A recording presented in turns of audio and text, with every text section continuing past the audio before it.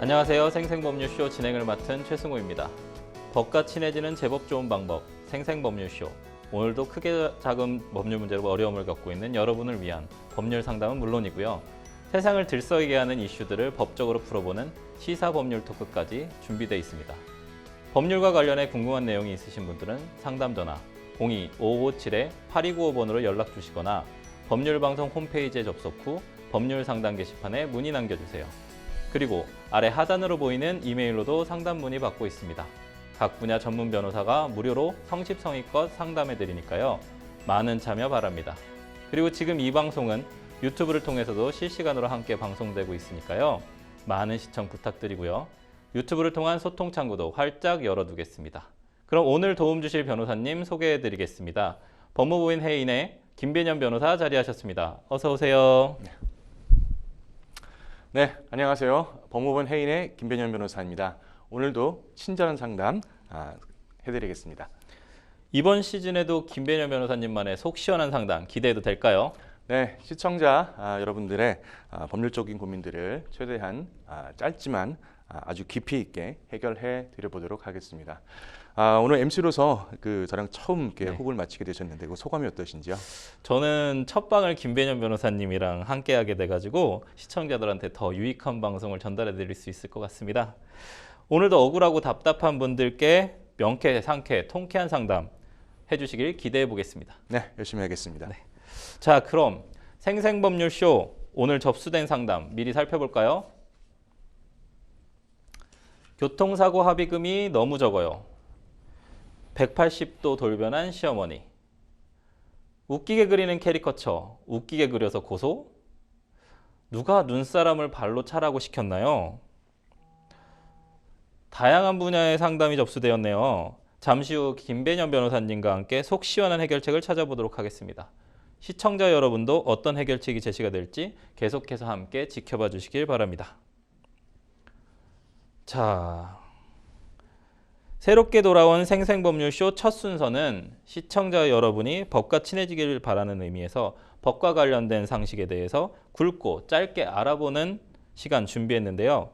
금요일에는 새롭게 시행되는 법령을 한눈에 쏙 살펴보는 이달의 법령으로 함께합니다. 3월에도 많은 법령들이 시행되는데요. 이따금 교육계를 떠들썩하게 하는 주제죠. 학교폭력 문제입니다. 학교폭력은 지금 이 시간에도 일어나고 있는 사건인 만큼 가해 학생에 대한 엄중한 처벌을 원하시는 분들이 많습니다. 작년 3월 1일에는 전학처분을 받은 학교폭력 가해자의 생활기록부 기록을 삭제할 수 없도록 기존의 현행제도를 폐지하기도 했는데요. 올 3월 1일에 개정된 초중등교육법 시행규칙에는 어떤 내용들이 추가가 됐을지 변호사님 관련 내용에 대해서 알려주시죠. 네.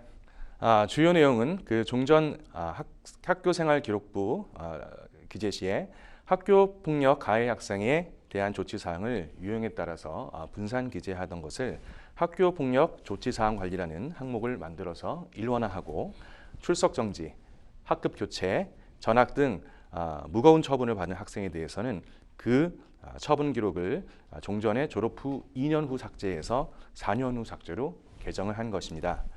학교폭력 심의위원회에서 가해 학생으로 인정이 되면 사안의 경중에 따라서 피해 학생에 대한 서면 사과, 또 피해 학생 및 신고 고발 학생에 대한 접촉, 협박 및 보복행위 금지, 학교에서의 봉사, 사회봉사, 학내외 전문가, 교육감이 정한 기관에 의한 특별 교육이소 및 심리치료, 출석 정지, 학급 교체, 전학, 그리고 마지막으로 가장 무거운 퇴학 처분까지의 조치를 받게 됩니다. 이 중에서 앞서 말씀드린 1부터 3호까지의 조치는 졸업 시에 삭제되고 나머지는 졸업 후 2년 후에 삭제되도록 되어 있었는데요. 이번 시행규칙의 개정으로 출석 정지, 학급 교체, 전학의 경우에는 2년이 아닌 4년 후 삭제가 되도록 되었습니다. 퇴학 처분에 대해서는 개정 전이나 후나 삭제 조항이 없어서 영구 기록된다는 점도 기억하시기 바랍니다. 생활기록부에 학교 폭력 조치 처분이 기재가 되면 사실상 입시에 영향을 받을 수밖에 없고 또 그 기간이 늘어날수록 입시에서의 불이익도 커지게 되는 것인데요. 따라서 이번 시행규칙 개정으로 학교폭력 가해 학생으로 무거운 처분을 받는 경우에는 사실상 입시에 커다란 불이익을 감수할 수밖에 없게 된 것입니다.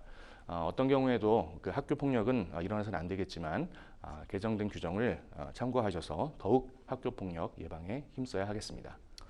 요약하면 좀 강화가 된 것 같네요. 네, 그렇죠. 네. 네. 그러면 다음 주제 매년 자영업자하고 근로자들의 초미의 관심사죠. 2024년 3월부터 달라지는 세금 제도도 참 많은데요. 그 중에서도 많은 분들의 자산 축적에 큰 영향을 줄 것으로 예상되는 소득세법 시행령 좀 개정이 된 것 같아요. 그래서 출산과 육아에 대한 세제 혜택뿐 아니라 영세 자영업자의 세금 부담, 노후 생계를 위한 소득공제 요건 등 다방면으로 개정이 좀 이루어졌는데요. 그런 어떤 변호사님 각각의 개정 이유하고 주요 내용들 좀 함께 짚어주시죠. 네, 지난 3월 1일부터 개정된 소득세법 시행령이 시행되고 있는데요. 구체적으로 그 사립학교법에 따라 임명된 사립학교의 사무직원이 해당 학교의 정관 또는 규칙에 따라 지급받는 육아휴직 수당에 대해서는 월 150만 원까지 그 비과세를 하도록 되었습니다. 저출산 현상에 대응해서 출산 육아에 대한 세제 지원이 강화된 것이고요. 원양호선 및 그 해외 건설하는 노동자 등에 대한 생활인증 지원을 강화하기 위해 해당 근로자에 대한 급여 비과세 한도가 300만 원까지 늘어났고, 300만 원에서 500만 원까지 상향이 됐고, 이공계 인력의 발명의혹 고취를 위해 직무 발명금 비과세 한도가 연 500만 원에서 700만 원으로 상향되었습니다.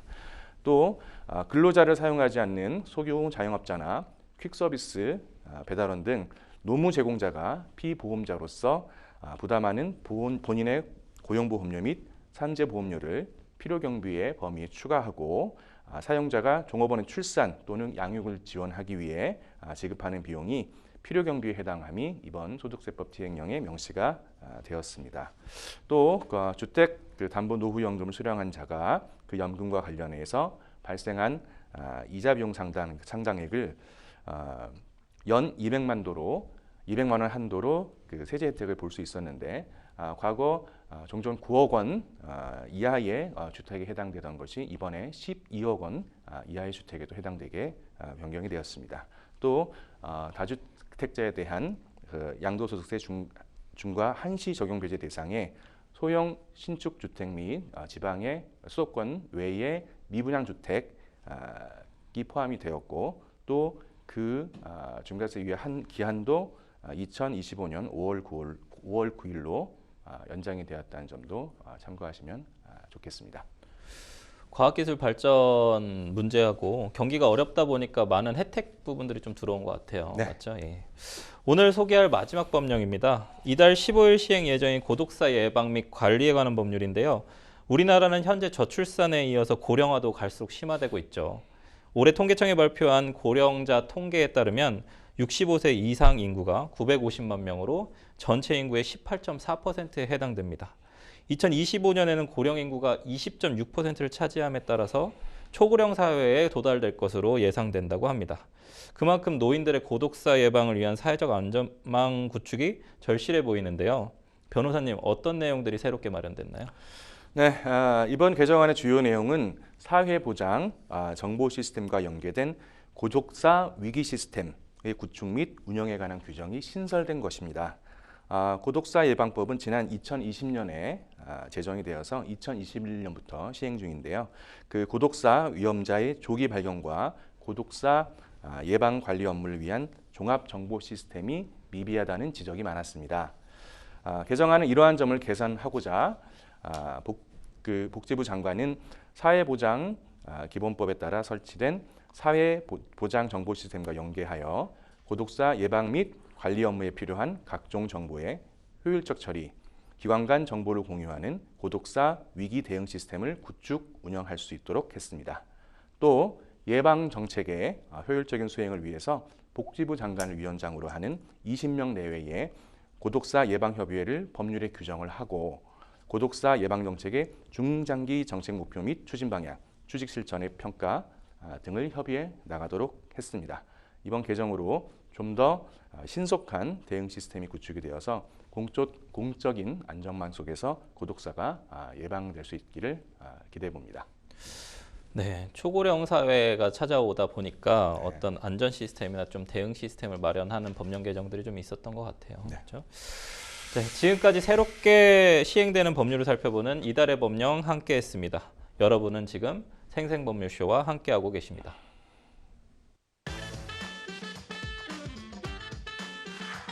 어렵고 복잡한 법률 문제로 고민하고 계신가요? 그렇다면 생생법률쇼가 도와드리겠습니다. 생생법률쇼에선 민사, 형사, 가사 등 각 분야 전문 변호사들이 매년 800여 건의 법률 문제를 속 시원하게 해결해 드리고 있는데요. 그럼 무료로 법률 상담을 받을 수 있는 3가지 방법 지금부터 소개합니다. 첫째, 02-557-8295번으로 전화해 법률 상담 신청을 한다. 둘째, 법률방송 홈페이지에 접속해 법률 상담 게시판에 사연을 올린다. 셋째, 지금 화면에 나오고 있는 이메일 주소로 사연과 연락처를 보낸다. 속 시원한 법률 상담 프로그램 생생법률쇼. 지금 바로 상담 신청하세요.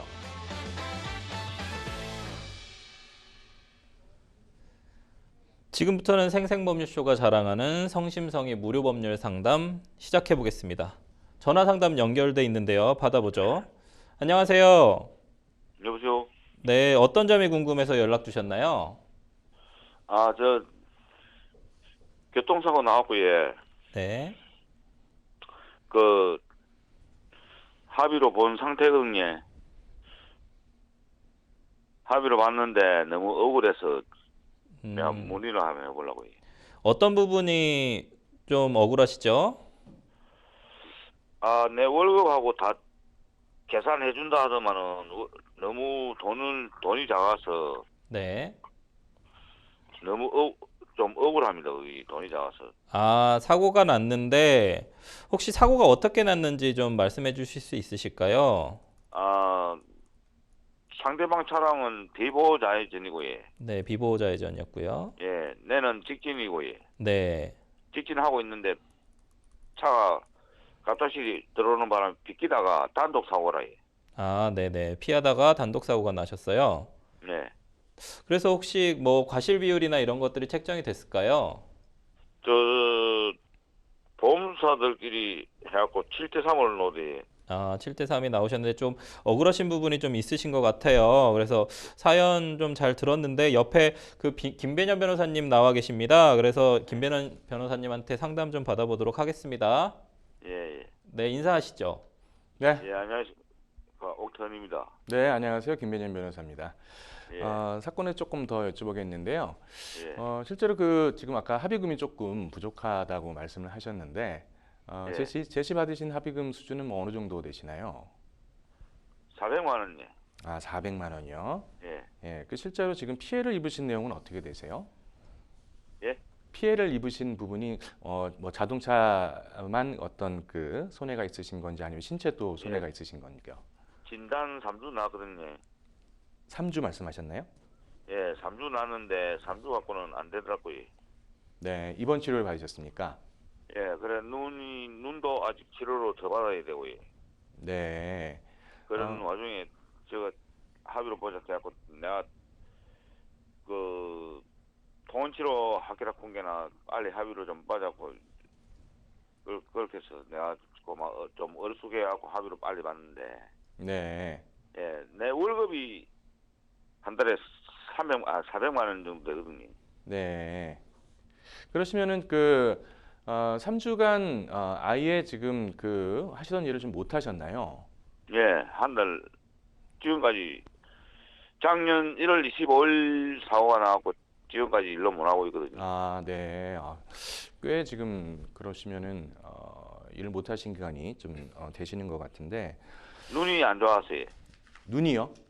예, 눈도 이 사고 때문에 다치신 건가요? 예, 예. 네. 알겠습니다. 근데 아까 말씀하신 대로 이제 과실 비율을 이제 7대 3으로 지금 보험사 간에 받으셨다고 하는데 기본적으로는 이제 비보 좌회전과 직진 차량의 사고는 통상 이제 좌회전 차량에 대해서 과실 비율이 7, 직진 차량에 대해서 3 정도가 산정이 됩니다. 그 이유가 뭐냐면은 좌회전 차량은 이제 직진 차량에게 기본적으로 양보할 이제 의무가 있어서 기본적으로는 좌회전 차량에 대해서 과실 비율이 이제 높게 평가가 되는데 교차로 진입하는 경우에는 직진 차량도 서행 및 전방주의 의무가 있습니다. 따라서 일부 지금 과실 비율이 산정이 되게 되고 통상 그래서 이제 7대 3으로 되는 경우가 일반적입니다. 먼저 교차로에 저희가 진입을 하고 계셨나요? 예. 저희가 먼저 진입을 한 이후에 교차로에 좌회전 차선 차량이 진입하셨다. 예, 가타실이 들어오는 바람에 팍 비키다 그러거든요. 네. 그렇다 그러면 조금 변동의 여지가 있겠습니다. 그러니까 아까 말씀대로 이제 7대 3을 이제 기준으로 해서 혹시라도 좌회전 차선에 먼저 진입한 경우에는 직진 차량이 또 10% 정도의 과실 비율이 더 책정돼서 40% 6대 4 정도가 나오고 직진 차량이 먼저 진입하는 경우에는 10% 정도를 좌회전 차량에 과실을 더 인정해서 8대 2 정도가 이제 되는 것이 통상 이제 많은데 그런 부분들은 조금 조정이 될 수 있습니다. 다만 기본적으로 7대 3의 비율 아까에서 플러스 마이너스 10% 정도 이상으로 벗어나기는 보통은 쉽지가 않습니다. 그래서 과실 비율은 말씀하시는 것들이 조금 조정이 된다면 그래도 아마 8대 2 정도 되실 것으로 생각이 되고 지금 이미 합의금을 받으셨나요? 예, 할부금은 받아갖고 쓴 돈 주고 줬거든요. 근데 할부금은 받았어요. 받으셔서 이미 더 이상 이 책임을 묻지 않겠다라는 그 합의서에 또 이미 김영란 사인을 하셨고요. 예, 예. 그러시군요. 네, 알겠습니다. 일단 아까 과실 비율에 대해서 조금 더 말씀을 드리면 자동차 자동차 과실 비율 분쟁심의 위원회라는 곳이 있습니다. 이것은 이제 보험사 간에 일정한 합의가 있는 것 됐는데 이제 피해자가 혹은 이제 피보험자가 그것을 인정하기 어렵다든지 혹은 보험사끼리도 합의가 안 되는 경우가 있는데 이때 매 사건마다 이제 법원에 가서 그것을 판단을 받기보다는 보험사 간에 일정한 협의체를 만들어서 지금 해결을 하고 있습니다. 그것이 과실 비율 분쟁조정 분쟁심의위원회라는 곳인데 우리 상담자께서 여기에 직접 한번 이것에 대해서 이의를 신청을 하셔서 판정을 받아보실 수는 있습니다. 예, 합의가 끝나면서 재조사는 안 되지. 근데 일단은 지금 이제 합의를 보셨기 때문에 현재까지의 받으신 손해, 그러니까 치료비나 실제 치료비나 자동차 손해는 아마 보험사에서 각각 해당 자동차 공업사 또는 병원으로 지급을 하셨을 거예요. 예. 그 외에 이제 지금 소극적 손해, 그동안 일시 손해, 그러니까 일을 못 하신 손해 및 정신적인 손해에 대해서 이제 400만 원을 받으셨는데 일단 지금 현재까지 예상되고 발생된 손해는 지금 받으신 것으로 동의를 하신 것으로 보입니다. 그래서 추가적으로 지금 이미 날인하셨다 그러면 더 요청하시기 좀 어렵다고 보여지고 다만 현재 우리가 알 수 없는 손해 또 이것으로 인해서 추후에 확대되는 손해가 또 추가적으로 발생한다면 그것에 대해서는 다시 한번 보험사에 청구를 하실 수는 있습니다. 네. 그래, 2주 진단이 더 났는데, 네. 2주 진단을 더 넣으려고 하니까, 네. 이미 합의로 본 상태이기 때문에 안 된다고 하더라고요, 보험회사에서. 그렇죠. 지금 이미 기존에 발생하셨던 사고 및 그 피해에 대해서 합의를 하셨고 또 거기에서 일부 인과관계가 있는 손해가 있다고 하더라도 그 안에서는 지금 이제 포함이 되시는 거고 사실은 합의를 조금 너무 빨리 보신 게 아닌가 하는 생각이 듭니다. 그래서 지금 추가로 2주 진단을 더 넣어서 합의를 보시기 조금 어려울 것으로 생각이 되네요. 네. 그래, 합의를 너무 빨리 봤어요.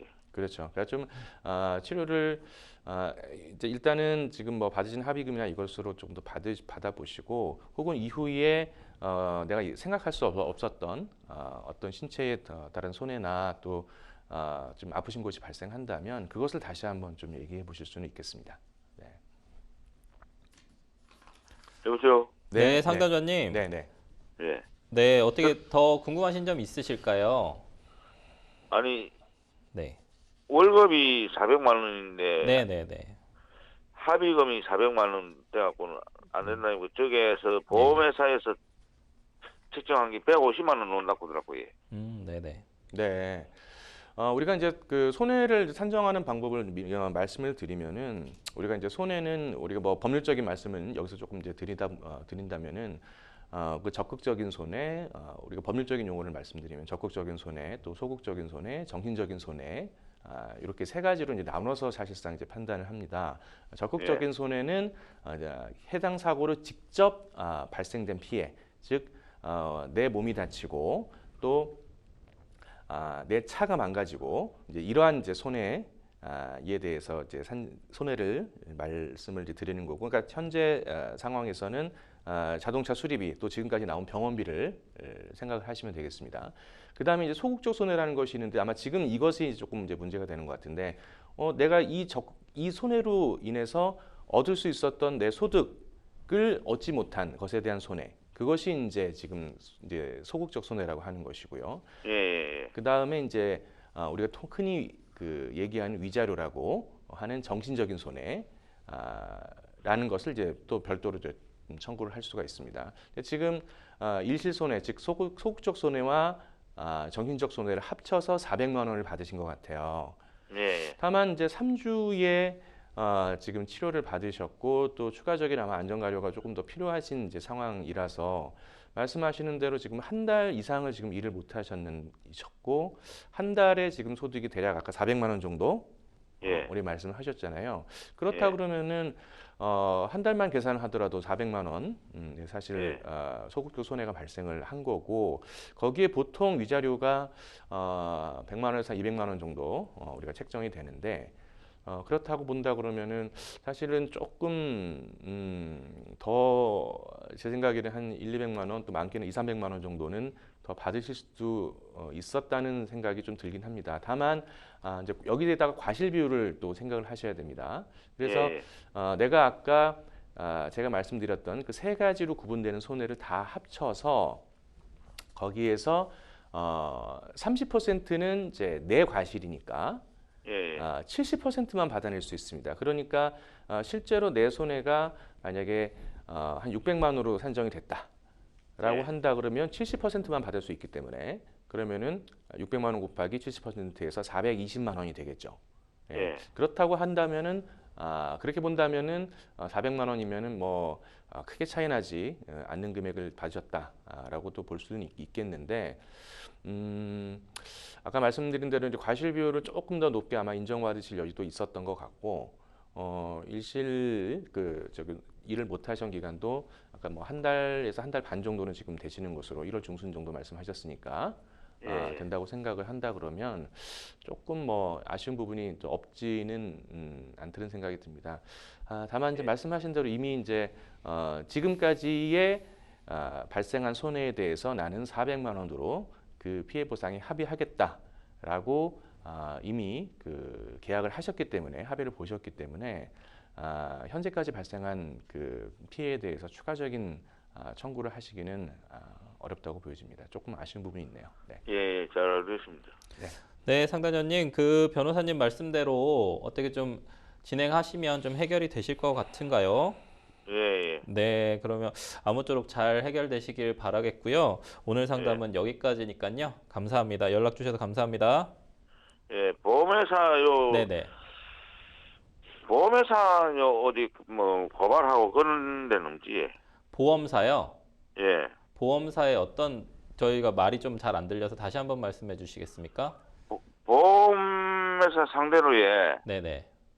고발하고 그런 건 없지. 보험회사 고발이요? 예. 형사고발 관련돼서 말씀하시는 것 같은데 변호사님 의견 어떠신가요? 네, 지금 이제 그 보험사의 그 사들끼리의 어떤 과실 비율에 대한 합의, 또 보험사와 우리 상담자분의 합의는 사실상 보험사는 기본적으로는 각 당사자들이 배상해야 될 손해를 우리가 낸 그 보험료를 가입한 그 보험 약관에 따라서 대신해서 사실 이제 보상해 주는 개념이죠. 그래서 예.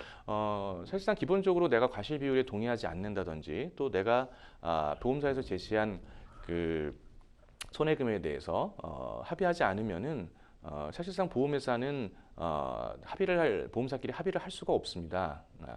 그런데 이제 지금 이제 아무래도 보험사에 조금 서운한 마음이 있으셔서 보험사에다 뭔가 내가 조금 이의를 할 수 있는 것이 없는 것인지 그걸 물어보시는 것 같은데요.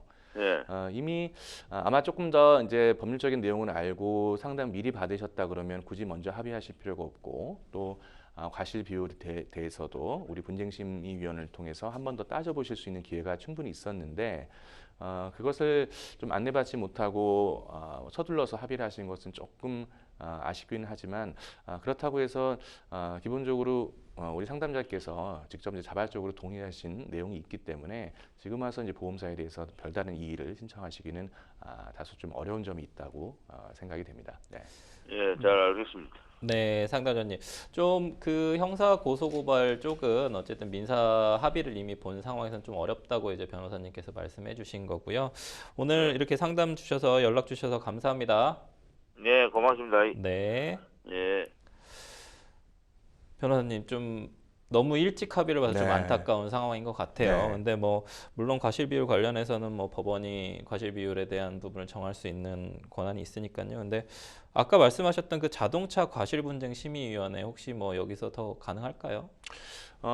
물론 이제 그 심의위원회에서는 기본적으로 과실 비율에 따라서 과실 비율이 얼마인지를 사고에 따라서 산정해 주신 것이니까 이미 이제 합의를 하셨는지 뭐 이 사건에 대해서 종결이 됐는지 여부를 떠나서 내가 지금 이 사고에 대해서 정당한 과실 비율이 얼마인지 이런 것들을 당연히 한번 의뢰하시고 거기서 판정을 받아보실 여지는 분명히 있습니다만은 가능하다. 네, 네네. 이미 이제 내가 청구할 수 있는 권리에 대해서 이 금액으로 받고 나머지 청구를 포기하겠다라는 것에 대해서 합의를 하셨기 때문에 비율을 갖다가 조금 더 변동이 있다고 하더라도 추가적인 아마 합의금을 좀 받으시기는 좀 어렵지 않을까 생각이 되고 지금 말씀하시는 비율이 7대3 정도 지금 말씀을 하셨는데 아까 말씀드린 대로 조금 변동이 있다 그래도 플러스 마이너스 10% 내외일 거기 때문에 아마 합의금의 큰 차이는 있기는 좀 어렵지 않을까 좀 생각이 됩니다. 억울하신 부분이 좀 있는 것 같아요. 그 만약에 향후 치료비나 뭐 후유장애 이런 것들이 나온다고 한다면 그거는 가능하겠죠. 네, 그렇죠. 그 사고 당시에 예상할 수 없었던 손해가 있다면 우리가 법률적으로 그것에 대해서는 추후에 다시 청구를 하실 수가 있습니다. 다만 이제 그때 어려운 점은 그것이 이 사고로 인한 것이라는 인과관계를 이제 증명하는 것이 아마 조금 쉽지가 않을 것 같습니다. 그래서 치료 기록이나 이런 것들을 아프신 곳이 계속 있다고 하신다 그러면 어차피 아마 통원 치료는 조금 더 받으셔야 될 상황으로 보이는데 그 과정에서 기록들을 계속 남겨놓으시고 또 아픈 점들을 계속 그 병원에다 말씀하셔서 소견이나 이런 것들을 계속 받아두시고 진료 기록을 만들어 두시는 것이 향후 추가적인 그 손해 청구를 갖다 예상하시는 경우라면 아마 유리할 것으로 생각이 됩니다. 네, 변호사님께서 다양한 방안들을 좀 제시를 해주셨는데 상담자님께서 꼭 잊지 말고 이것만은 기억했으면 좋겠다라는 부분 딱 하나만 말씀해 주시죠. 네, 다들 그 서둘러서 지금 합의금을 이제 보험사에서는 그 합의금을 빨리 제시를 해서 사건을 빨리 종결하고 하려고 하기 때문에 서둘러서 우리 합의하시는 그 피해자분들이 많으신 것 같으세요. 그래서 사실 교통사고라는 것이 또 하루하루 또 달라지고 몸이 또그 통증이나 이런 것들이 오는데 시간이 걸릴 수 있기 때문에 좀 충분한 시간을 가지고 한번 그 먼저 치료를 충분히 받으신 다음에 합의하셔도 늦지 않으니까 먼저 합의금을 받으시기 위해서 먼저 합의하지 마시고 치료를 먼저 좀 적극적으로 받으신 다음에 천천히 생각하셔도 늦지 않다. 그 말씀을 꼭 드리고 싶습니다.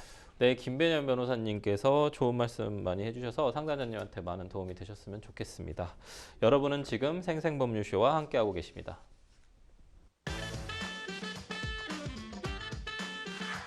어렵고 복잡한 법률 문제로 고민하고 계신가요? 그렇다면 생생법률쇼가 도와드리겠습니다.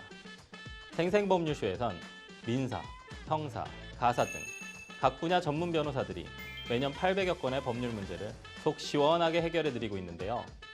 그럼 무료로 법률 상담을 받을 수 있는 3가지 방법 지금부터 소개합니다. 첫째, 02-557-8295번으로 전화해 법률 상담 신청을 한다. 둘째, 법률방송 홈페이지에 접속해 법률 상담 게시판에 사연을 올린다. 셋째, 지금 화면에 나오고 있는 이메일 주소로 사연과 연락처를 보낸다. 속 시원한 법률 상담 프로그램 생생법률쇼. 지금 바로 상담 신청하세요.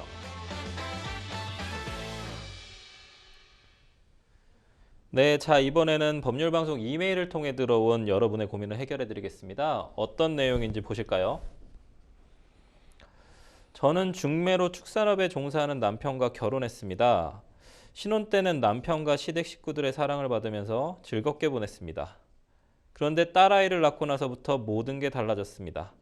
특히 시어머니는 저와 딸을 볼 때마다 아들이 아니라서 실망스럽다고 하셨고, 남편은 밖에서 술을 마시고 늦게 들어오는 날이 많아졌습니다. 그리고 술에 취한 날이면 아들을 못 낳은 저를 원망했는데요. 나중에는 급기야 주먹까지 쓰며 폭력을 휘두르더군요. 하지만 술에서 깬 남편은 실수였다며 용서를 빌었고, 그래서 이러지도 저러지도 못한 채 결혼 생활을 이어갔습니다. 사실 남편의 폭력보다 저를 더 힘들게 하는 건 시어머니의 일상적인 폭언과 폭력이었는데요. 시어머니는 농장을 관리한다는 이유로 매일 집에 찾아와 저를 괴롭혔습니다. 최근에는 제 머리채를 잡아 흔드는 걸 딸아이가 보고 말렸는데, 그러자 아이까지 세게 밀치더라고요. 이러다 아이까지 다칠 수 있겠다고 생각을 했고 결국 경찰에 신고했습니다. 현재는 아이와 함께 친정집에 와 있는데요. 남편에 대해서는 별도로 수사가 진행될 것으로 보이는데 아이 아빠를 범죄자로 만들고 싶지는 않습니다. 깔끔하게 이혼만 하고 싶은데 그게 가능할까요? 남편은 계속 쌍방폭행을 주장하는데 저는 남편의 폭행을 피하기 위해 대항했을 뿐입니다. 이게 이혼 소송에 영향을 미칠까요? 시어머니는 약식 기소가 된 상황인데 그 절차도 궁금합니다. 안타깝고 심각한 가정폭력 사연이었습니다. 변호사님, 혹시 그 남편과 시어머니의 폭행이 있었던 건 좀 명백해 보이는데요. 네. 이런 상황에서 이 부분 당연히 이혼 사유에 해당되겠죠? 네, 당연히 이혼 사유에 해당이 됩니다. 우리 법이라는 것이 우리 시청자분께 이러한 상황에서조차 이혼하지 말고 같이 살라고 해서는 안 되겠죠. 우리 남편분은 물론 시어머니의 언어적 폭력, 물리적 폭력 모두 이혼 사유에 해당이 됩니다. 우리 민법에서는 그 이혼 사유를 6가지를 두고 있는데 그 중에 하나가 배우자 또는 그 직계존속으로부터 심히 부당한 대우를 받았을 때라는 것이 규정이 되어 있고, 지금 말씀하신 상황은 이러한 규정에 충분히 해당이 될 것으로 보입니다. 그러면 남편은 사연자분도 같이 폭행했다고 주장을 하고 계십니다. 상담자분은 남편의 폭력에 대항했을 뿐이라고 하셨는데요. 변호사님, 이거를 쌍방폭행으로 볼 수 있을까요?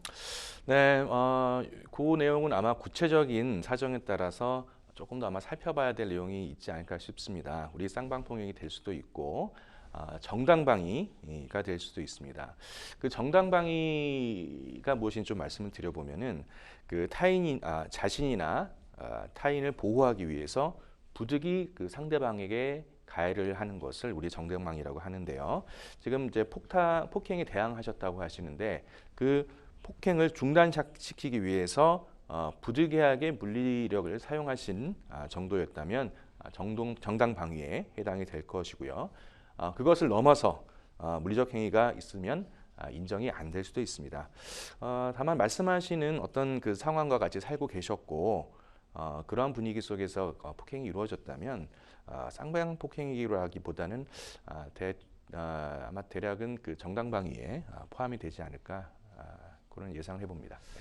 이게 지금 사연을 보면은 어머니가 현재 약식 기소된 상황이라고 나와 있거든요. 그렇게 하셨는데 약식 기소의 개념부터 좀 짚어주시죠, 변호사님. 네, 그 우리가 기소 라는 것을 먼저 말씀드리면 그 수사기관에서 수사를 해서 그 죄가 있는 사람은 법원에 이 사람이 벌이 있는지를 판단해 달라고 이제 청구를 하게 됐는데 그것을 이제 기소라고 합니다. 그 기소라는 것에는 이제 2가지 종류가 있습니다. 그 약식 기소와 정식 기소가 있는데요. 약식 기소는 흔히 이제 우리 벌금형을 생각을 하시면 벌금 처분을 그 생각을 하시면 되겠습니다. 그러니까 재판을 받지 않고 벌금만 받으시는 경우 보통 이것은 약식 기소라고 생각하시면 되는데 벌금형이 있고 또 비교적 경미한 죄를 진 피고인에 대해서 재판을 열지 않고 서류상 법원이 판단을 하고 그냥 벌금형을 내려달라고 검사가 청구를 하는 것을 말합니다.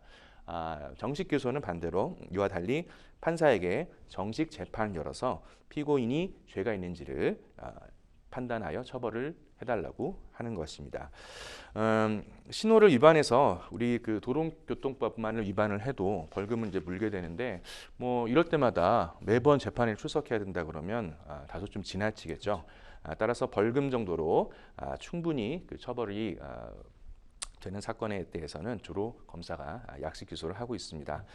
다만 해당 사안에서 그 우리 시어머니가 아이를 밀친 것은 기본적으로 폭행에게도 해당되지만 경우에 따라서는 아동학대로 또 해당될 수 있는 범죄라서 사안이 또 지속이 혹시라도 약식 기소가 되었더라도 법원에서 판사가 정식 기소로 변경해서 청구를 할 여지도 없는 것은 아닙니다. 네.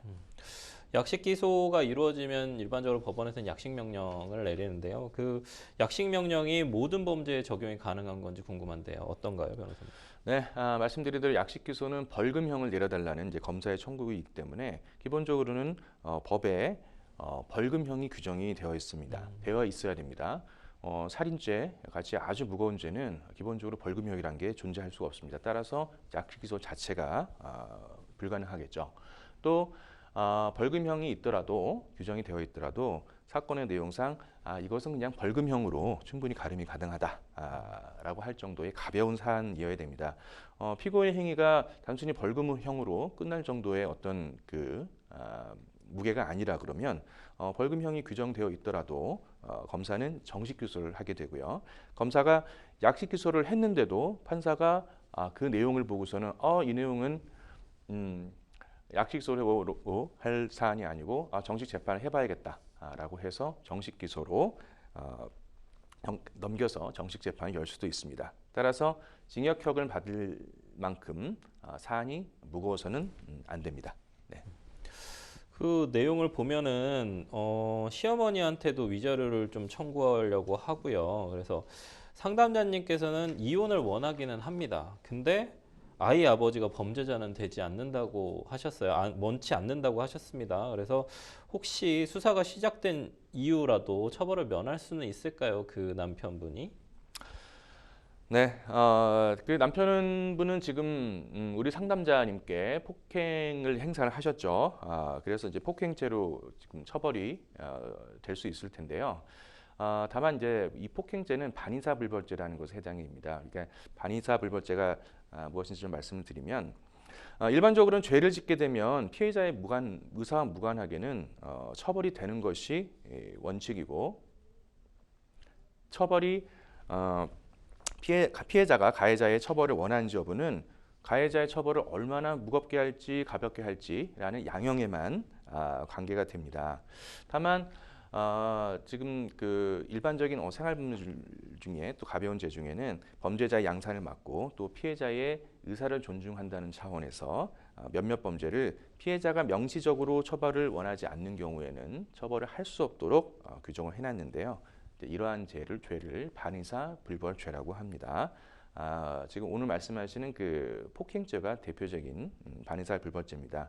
따라서 아내분께서 남편의 체벌을 원하지 않는다고 수사기관에 처벌불원서라는 것을 제출을 하시면 남편분께서는 수사 내용상 이분은 폭행으로 처벌을 받아야 될 상황이다. 죄가 인정이 되더라도 아내분의 처벌불원의 의사에 따라서 처벌을 받지 않을 수 있습니다.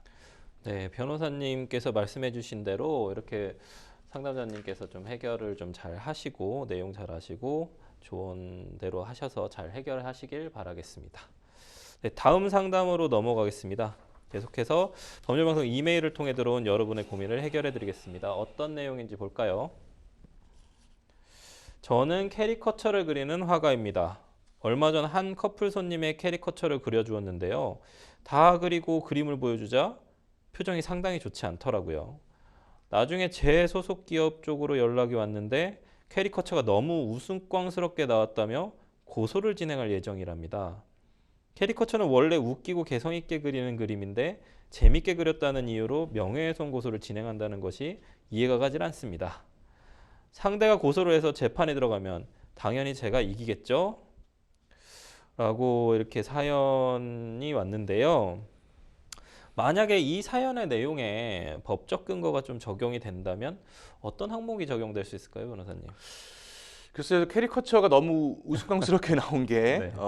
문제라고 하는데 저도 경험 네. 적지 않은 변호사입니다만 어떤 죄를 적용해야 될지 딱히 떠오르지 않습니다. 다만 굳이 좀 무리해서라도 법 적용을 해본다면 아마 명예훼손 죄를 한번 검토해 볼 수 있을 것 같습니다.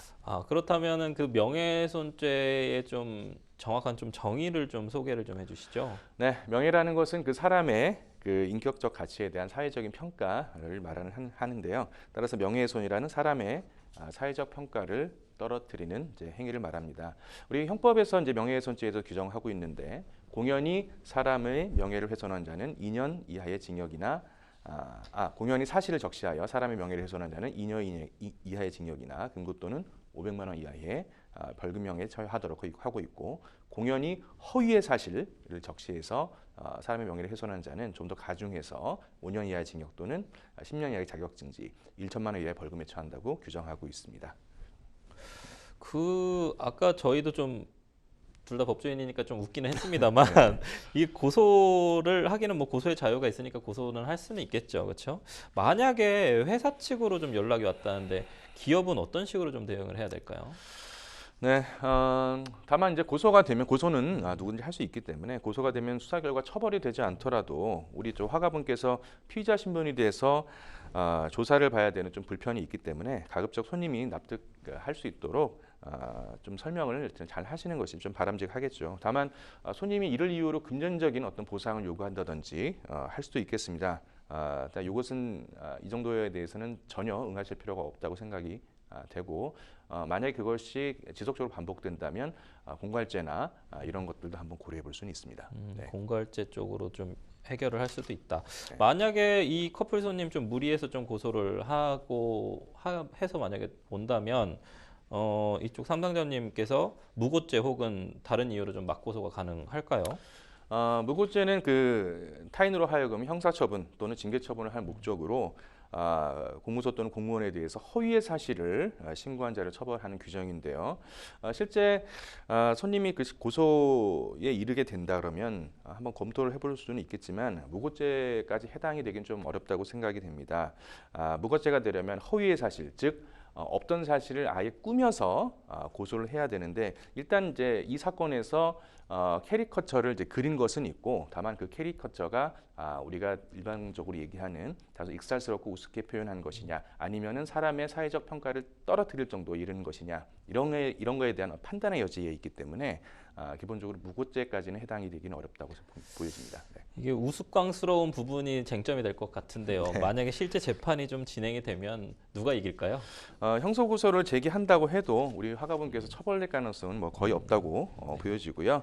커플 손님이 이것으로 인해서 정신적인 충격을 받았다라고 민사소송을 제기하면서 위자료를 청구하는 경우도 한번 생각해 볼 수 있는데 지금 해당 캐리커처의 그 어떤 표현이 통상적으로 우리가 얘기하는 어떤 익살스러운 부분, 또 유머러스한 부분을 크게 벗어나지 않는 부분이라면 그러한 위자료 청구도 인정될 가능성은 거의 없을 것으로 보여집니다.